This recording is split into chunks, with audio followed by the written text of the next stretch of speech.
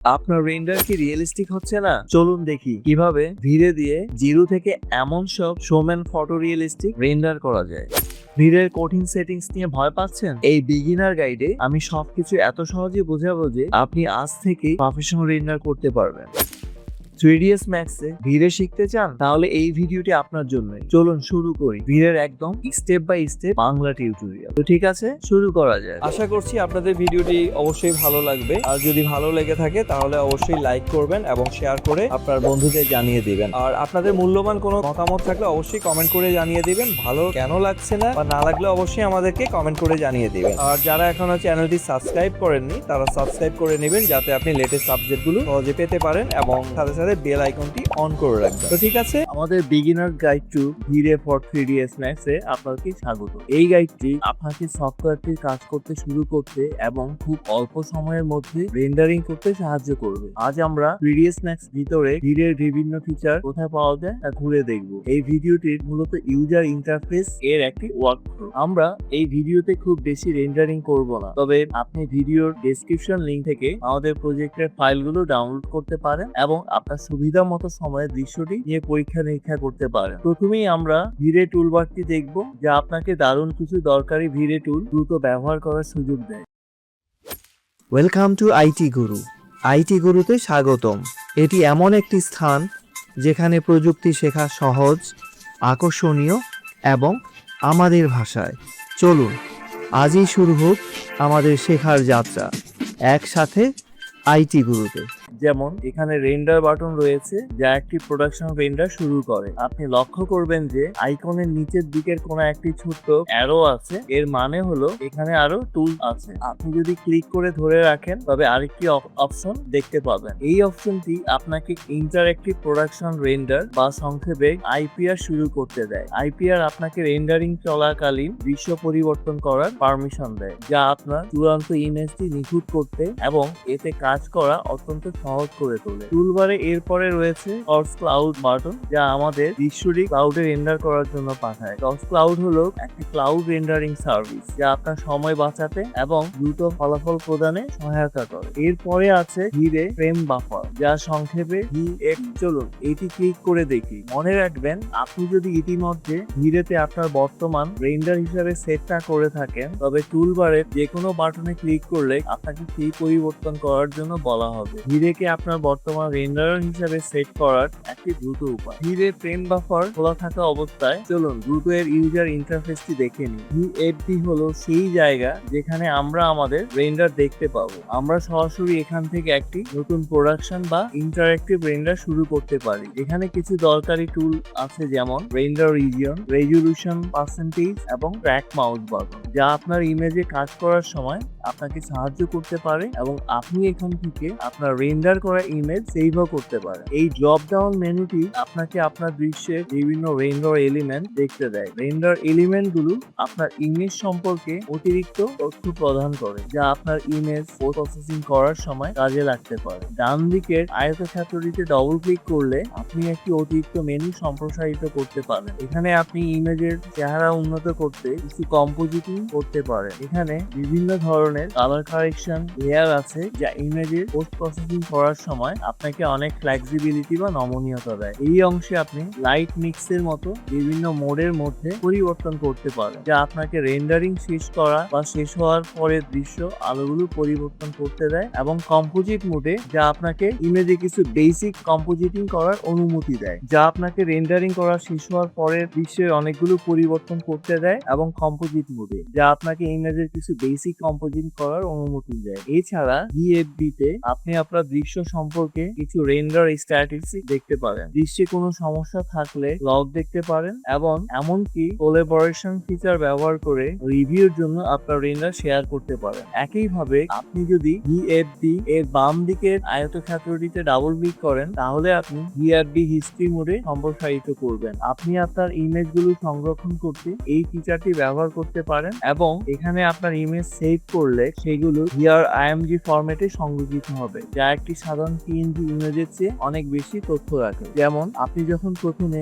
ভিএফবি history খুলবেন তখন এটি গ্রে অফ হয়ে থাকবে। এটি সেট করতে কেবল আপনাকে মেনু থেকে প্রেস করে ভিএফবি এর অপশনগুলোতে যান, তারপর হিস্ট্রি অপশনে চলে যান। এখানে আপনাকে এটি চালু করতে হবে এবং আপনার কম্পিউটারে এমন একটি জায়গা বেছে নিতে হবে যেখানে ইমেজগুলো সেভ হবে, অথবা আপনি প্রজেক্ট পাথ অপশনটি বেছে নিতে পারেন। এটি আপনার 3ds Max প্রজেক্ট যেখানে আছে ঠিক সেখানেই ভিএফবি হিস্ট্রি নামের একটি নতুন ফোল্ডার তৈরি করবে। এখন উইন্ডোটি সেভ করে বন্ধ করতে ভুলবেন না। এখন চলুন ভিএফবি বন্ধ করি এবং টুলবারের বাকি অংশ দেখি। এখানে আপনি এমন সব টুল পাবেন যা আপনাকে আপনার দৃশ্যের সমস্ত লাইট এবং ক্যামেরা নিয়ন্ত্রণ করতে সাহায্য করে। এরপরে বিভিন্ন ধরনের আলোর উৎস আছে, এগুলো ব্যবহার করে আপনি আপনার দৃশ্যকে যে কোনো উপায়ে আলোকিত করতে পারেন। রেক্টেঙ্গেল এবং স্পেয়ার লাইট দিয়ে সাধারণ আলোকসজ্জা থেকে শুরু করে ডায়নামিক সান এবং স্কাই সিস্টেম এবং ভিরে সান ও ভিরে রুম লাইট ব্যবহার করে ইমেজ ভিত্তিক আলোকসজ্জা পর্যন্ত।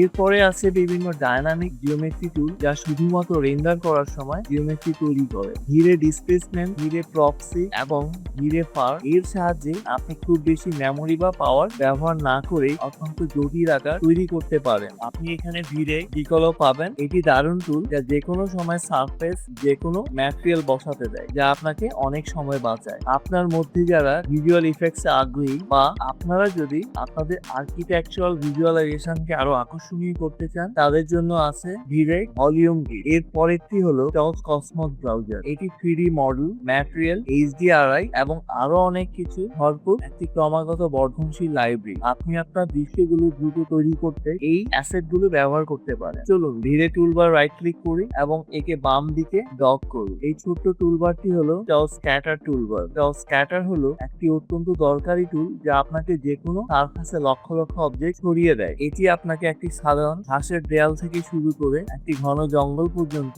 যে কোনো কিছু তৈরি করতে পারে। চলুন এটিকেও বাম দিকে ডক করে দিন। আপনার যদি টস ভান্টেজ ইনস্টল করা থাকে তাহলে আপনি এই টুলবারটিও দেখতে পারবেন। এটি 3ds Max এবং ভান্টেজের মধ্যে কাজ সহজ করার জন্য টুল নিয়ে আসে। টস ভান্টেজ আপনাকে আপনার সবচেয়ে জটিল 3D দৃশ্য রিয়েল টাইমে চেক করতে দেয়, যা কাজ করার এবং পরিবর্তন করাকে অত্যন্ত দ্রুত করে তোলে। চলুন টুলবারটি একপাশে সরিয়ে রাখি। আশা করছি আপনাদের ভিডিওটি অবশ্যই ভালো লাগবে। আর যদি ভালো লেগে থাকে তাহলে অবশ্যই লাইক করবেন এবং শেয়ার করে আপনার বন্ধুদের জানিয়ে দিবেন। আর আপনাদের মূল্যবান কোনো মতামত থাকলে অবশ্যই কমেন্ট করে জানিয়ে দিবেন। ভালো কেন লাগছে না বা না লাগলে অবশ্যই আমাদেরকে কমেন্ট করে জানিয়ে দিবেন। আর যারা এখনো চ্যানেলটি সাবস্ক্রাইব করেননি তারা সাবস্ক্রাইব করে নেবেন, যাতে আপনি লেটেস্ট আপডেটগুলো সহজে পেতে পারেন এবং সাথে সাথে বেল আইকনটি অন করে রাখবেন। তো ঠিক আছে, আরেকটি জায়গা যেখানে ভিরে পাবেন তা হলো রেন্ডার সেটআপে। এখানে আপনি ভিরের সেটিংস এবং কার্যক্রম নিয়ন্ত্রণ করতে পারবেন, তবে আপনাকে এখানে খুব বেশি কিছু পরিবর্তন করতে হবে। ভিরে খুব স্মার্ট এবং ইউজার ফ্রেন্ডলি, স্বয়ংক্রিয়ভাবে প্রযুক্তিগত বিষয়গুলো সামলে নেয় যাতে আপনি আপনার ইমেজ তৈরিতে মনোযোগ দিতে পারেন। এটি হলো ভিরে ট্যাব, যেখানে আপনি ইমেজের মান নিয়ন্ত্রণ করতে পারেন এবং আপনার ক্যামেরা এনভায়রনমেন্ট এবং ভিরে ফ্রেম বাফার সেটিং কাস্টমাইজ করতে পারেন। এখানে আপনি সম্ভবত যে সেটিং গুলো সবচেয়ে বেশি পরিবর্তন করবেন তা হলো ইমেজ স্যাম্পলার টাইপ এবং নির্দিষ্ট সেটিং।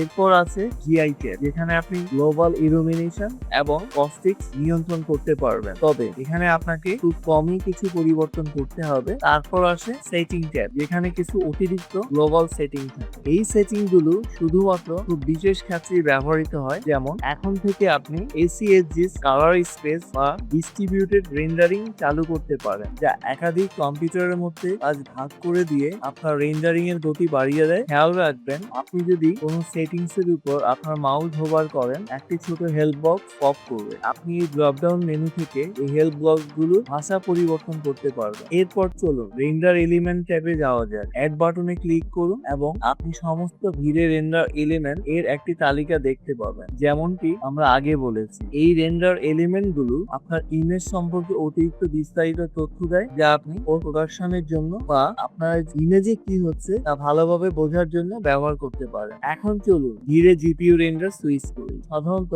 আপনি আপনার দৃশ্যে কাজ করার পর ভিরে থেকে ভিরে জিপিইউ বা একাধিক সুইচ অন করতে চাইবেন না, কারণ চূড়ান্ত ফলাফলটি একই রকম নাও হতে পারে। আপনি শুরুতে কোন ইংরেজি ব্যবহার করতে চান তা ঠিক করা এবং দৃশ্য তৈরি করার সময় তাকে ঠিক থাকা ভালো। তবে চলুন আপাতত এই সুইচটি করি, যাতে আমরা ইউজার ইন্টারফেসটি আরো ঘনিষ্ঠভাবে দেখতে পারি। এখানে আমরা যে কোনো সামঞ্জস্যপূর্ণ সামঞ্জস্যপূর্ণ হার্ডওয়্যারের সাথে রেন্ডার করতে ধীরে জিপিইউ রেন্ডার ব্যবহার করতে পারেন। আপনি দেখতে পাবেন জিপিইউ রেন্ডারের নিয়ন্ত্রণ করার জন্য সেটিংসগুলো পরিবর্তিত হয়েছে। যেমন আপনি যদি প্রেফারেন্স ট্যাবে যান তাহলে আপনি আপনার সিস্টেমে ধীরে জিপিইউ রেন্ডারের জন্য থাকা সমস্ত সামঞ্জস্যপূর্ণ হার্ডওয়্যারগুলো দেখতে পাবেন। আপনি রেন্ডারিং টেক্সট বক্সে টিক দিয়ে কোন হার্ডওয়্যার ব্যবহার করবেন তা বেছে নিতে পারেন। চলুন আবার ভিরে রেন্ডারে ফিরে যাই এবং আরো কয়েকটি জায়গা ঘুরে দেখি যেখানে আপনি ভিরে ফিচারগুলো ব্যবহার করতে পারেন। ম্যাটেরিয়াল এডিটর খুলতে এম পেজ করুন। আপনি যদি কম্প্যাক্ট ম্যাটেরিয়াল এডিটর ব্যবহার করেন তাহলে মোডে যান, স্লেট ম্যাটেরিয়াল এডিটর সুইচ করুন। আপনি যদি একটি নতুন মুড তৈরি করতে রাইট ক্লিক করেন এবং ম্যাটেরিয়াল থেকে ভিরেতে যান তাহলে আপনি সমস্ত ভিরে ম্যাটেরিয়ালের একটি লিস্ট দেখতে পাবেন। চলুন এটি তৈরি করার জন্য ভিরে ম্যাটেরিয়াল নির্বাচন করি। এই ম্যাটেরিয়ালটি প্রচুর ব্যবহৃত হয় এবং এটি প্লাস্টিক থেকে শুরু করে মেটাল, গ্লাস এবং আরো অনেক ধরনের সারফেসে কাজ করতে পারে। ডান দিকের সেটিং এ সামান্য কিছু পরিবর্তন করলে আপনি দেখতে পাবেন যে প্রায় যে কোনো ধরনের ম্যাটেরিয়াল তৈরি করার মতো অপশন আছে। এর পাশাপাশি আছে ভিরে ম্যাপ। আপনি যদি একটি নতুন ম্যাপ তৈরি করতে রাইট ক্লিক করেন এবং ভিরে বিভাগ সিলেক্ট করেন তবে এই ম্যাপগুলো আপনাকে বিভিন্ন ইফেক্ট অর্জন করতে সাহায্য করতে পারে। যেমন টেক্সচার হিসাবে ব্যবহার করার জন্য একটি বাহ্যিক ইমেজ ফাইল তৈরি করে শুরু থেকে অত্যন্ত জটিল প্রসিডিউরাল এটা নিয়ন্ত্রণ করার জন্য প্রসিডিউরাল ইফেক্ট তৈরি করা এবং আপনার ইমেজের রং এবং টেক্সচার সব ধরনের র্যান্ডমাইজেশন ও বৈচিত্র্য প্রয়োগ করা যা এটিকে আরো অনেক বেশি স্বাভাবিক ও সমৃদ্ধ করে তোলে। এখন চলুন ম্যাটেরিয়াল এডিটর বন্ধ করে 3ds Max কমান্ড প্যানেলে যাই। এখানকার বিভিন্ন ক্যাটাগরি বেশিরভাগের নিচে আপনি একটি ভিরে সেকশন দেখতে পাবেন। লাইট এবং ক্যামেরার অধীনে জিওমেট্রি ক্যাটাগরির জন্য একটি সেকশন আছে। এমনকি কিছু নির্দিষ্ট ভিরে হেল্পার অবজেক্টও আছে। এগুলোর মধ্যে সবচেয়ে বেশি ব্যবহৃত টুলগুলো ভিরে টুলবার পাওয়া যায় যেমনটি আমরা আগে বলেছি। এছাড়া কিছু ভিরে মডিফায়ারও। এছাড়া আপনি যদি 3ds Max মেনু বারের দিকে তাকান তবে আপনি ভিরে ড্রপ ডাউন মেনু দেখতে পাবেন। এটিকে ক্লিক করলে দেখবেন যে বেশিরভাগ টুল এখান থেকে ব্যবহার করা যায়। এখানে কয়েকটি অতিরিক্ত টুলও আছে, যেমন এখান থেকে আপনি ভিরে প্রক্সি, ভিরে স্ক্যান এবং ভিআর ম্যাটিজের এক্সপোর্ট গুলো খুঁজে পেতে পারেন। এই সাথে ভিরে কনভার্টারও পাবেন যা ব্যবহার করে আপনি খুব সহজেই রেন্ডারের জন্য সেট করা একটি দৃশ্যকে ভিডিওতে রূপান্তরিত করতে পারেন। আপনি এখান থেকে লাইসেন্স সেটিংসও পরিবর্তন করতে পারেন এবং কয়েকটি সহায়ক লিঙ্ক খুঁজে পাবেন। এরপর আপনি 3ds Max এনভায়রনমেন্ট এবং ইফেক্টস ট্যাবটি খুলতে পারেন। এখানে আপনি কিছু অ্যাটমসফেরিক ইফেক্ট যেমন এনভায়রনমেন্ট ফগ এবং এরিয়াল পার্সপেক্টিভ চালু করতে পারেন। এই ইফেক্ট গুলো বড় আউটডোর দৃশ্যের জন্য চমৎকার যা আপনার ইমেজে গভীরতা এবং প্রাকৃতিক পরিবেশ যোগ করে। আপনি যদি ভিউ পোর্টের যে কোনো অবজেক্ট নির্বাচন করেন এবং রাইট ক্লিক করেন তবে আপনি এর ভিড়ে অবজেক্টিভ প্রপার্টি ব্যবহার করতে পারেন। এখানে কিছু অপশনস আছে যা শুধুমাত্র নির্বাচিত অবজেক্টটিকে প্রভাবিত করে। আপনি শুধুমাত্র খুব বিশেষ ক্ষেত্রে এই অপশনগুলো পরিবর্তন করতে চাইবেন। পরিশেষে বেশিরভাগ ভিড়ে টুল ব্যবহার করতে আপনি 3ds Max ভিউ পোর্টে এক্সপ্রেস করুন, সার্চ ডায়ালগ খুলতে পারেন এবং আপনি যা খুঁজছেন তা টাইপ করতে পারেন। এর মাধ্যমেই আমাদের ভিড়ে 3ds Max ইউজার ইন্টারফেস শেষ হলো। শেষ পর্যন্ত আমার সাথে থাকার জন্য ধন্যবাদ। এতক্ষণে আপনার জেনে যাওয়ার কথা যে কিভাবে ভিড়ে ফর 3ds Max এর সবচেয়ে গুরুত্বপূর্ণ ফিচারগুলোতে পৌঁছে দেওয়া হয় এবং এগুলো কখন ব্যবহার করতে হয় সে সম্পর্কে একটি সাধারণ ধারণা পাওয়া গেছে। ভিড়ে ফর 3ds Max এর জন্য আমাদের বাকি গেটিং স্টার্ট ভিডিওগুলো দেখতে ভুলবেন না। আমরা আরো টিপস এবং ট্রিক্স এর জন্য আমাদের ডকুমেন্টেশন দেখে নিতে পারেন। আমি আশা করি এই টিউটোরিয়ালটি আপনার জন্য সহায়ক ছিল। শীঘ্রই দেখা হবে। ভালো থাকুন। শিখতে ভালো লেগেছে? তাহলে একটা লাইক দিন। আপনার একটি লাইক আরো অনেককে সাহায্য করতে পারে। আপনার মতামত, প্রশ্ন বা নিজের টিপস থাকলে কমেন্টে জানাতে ভুলবেন না। আপনার কথা শুনতে আমার ভালো লাগে। যদি আপনি বিশ্বাস করেন যে শেখা মানেই ক্ষমতায়ন, তাহলে সাবস্ক্রাইব করুন এবং বেল আইকনটি অন করে নিন। চলুন এমন একটা ভবিষ্যৎ গড়ি যেখানে প্রযুক্তি সবার জন্য শেখার সুযোগ তৈরি করে। ভিডিওটি শেয়ার করুন এমন কারোর সাথে যে শিখতে চায়। চলুন একসাথে এগিয়ে যাই।